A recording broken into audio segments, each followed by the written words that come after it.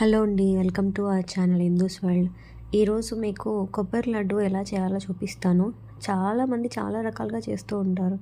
కొబ్బరి లడ్డు అని, కొబ్బరి గ్లౌజులని, ఇలా చాలా నేమ్స్ ఉంటాయి.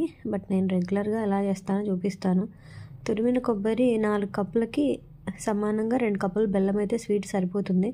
ఇంకొంచెం ఎక్కువ కావాలంటే ఒక హాఫ్ ఎక్కువ తీసుకోవచ్చు, లేదంటే ఒక హాఫ్ కప్పు తక్కువ తీసుకోండి, బ్యాలెన్స్డ్గా ఉంటుంది.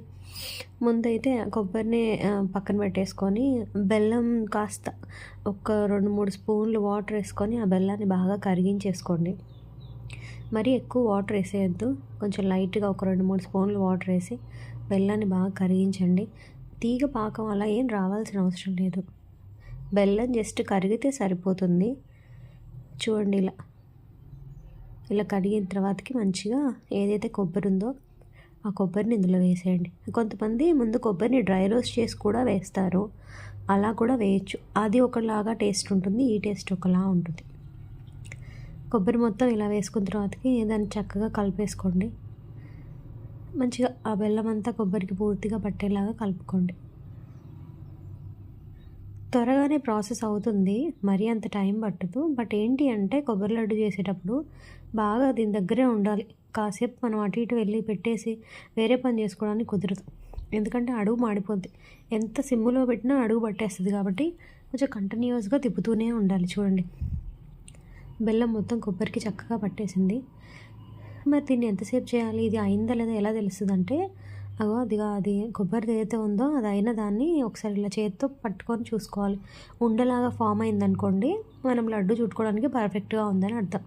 లేదు మనకి ఇలా ఉండ రావట్లేదంటే ఇంకాసేపు ఉంచాలి అని అర్థం. సో నేను ఇంకా అవ్వలేదని ఇంకాసేపు ఉంచాను.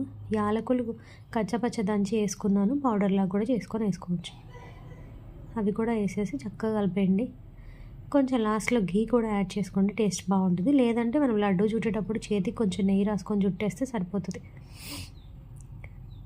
పర్ఫెక్ట్గా అయిపోయింది. చూడండి, ఇప్పుడు ఉండ చుడితే చక్కగా ఉండ వచ్చేస్తుంది. అంటే ఇప్పుడు ఇది లడ్డు చుట్టడానికి కరెక్ట్గా రెడీ అయిపోయింది అని అర్థం. ఎస్, ఇప్పుడు ఏం చేయాలంటే చేతికి కొంచెం మరీ వేడిగా ఉన్నప్పుడు పట్టుకోకండి, చేతులు కాలిపోతాయి. మరి చల్లగా అయితే ఉండరాదు. కాస్త గోరువెచ్చగా ఉన్నప్పుడే చేతికి కొంచెం నెయ్యి రాసుకొని లడ్డూలు చుట్టేయండి. నేను ఎన్ని లడ్డూలు వచ్చాయంటే, నేను చుట్టాను కదా, ఒక అటు ఇటు ఒక 20-30 లడ్డూలు వచ్చినట్టున్నాయి. ఇది చేయడానికి ఎంత టైం పట్టింది, కానీ మా ఇంట్లో తినడానికి అయితే ఒక 10 నిమిషాలు కూడా పట్టదు. వాటర్లో వేసుకుంటాం, ఎప్పుడు ఏం చేసినా ఎవరి వాట వాళ్ళకి ఇచ్చేసుకుంటాం. ఎందుకంటే వెనక వాళ్ళు తింటే మళ్ళీ ముందు వాళ్ళు తింటే వెనక వాళ్ళకు ఉండదు అన్నట్టు, ఎవరి వాళ్ళు బంద్ చేసుకుంటే ఎప్పుడైనా ప్రశాంతంగా తినొచ్చని. సో టోటల్గా లడ్డూలు అయితే ప్రిపేర్ అయిపోయాయి. టేస్ట్ మాత్రం చాలా బాగుంది, డెఫినెట్గా ట్రై చేయండి. ఈజీగా ఉండే రెసిపీ, ఎవరైనా ట్రై చేయొచ్చు. సో వీటన్నింటినీ ఏదైనా బాక్స్లో పెట్టేసి స్టోర్ చేసేసుకొని రోజు 2 తింటే చాలా మంచిది. ఈ వీడియో మీకు నచ్చినట్టయితే లైక్ చేయండి, షేర్ చేయండి, సబ్స్క్రైబ్ చేయండి, నా ఛానల్ని సపోర్ట్ చేయండి. Thank you for watching.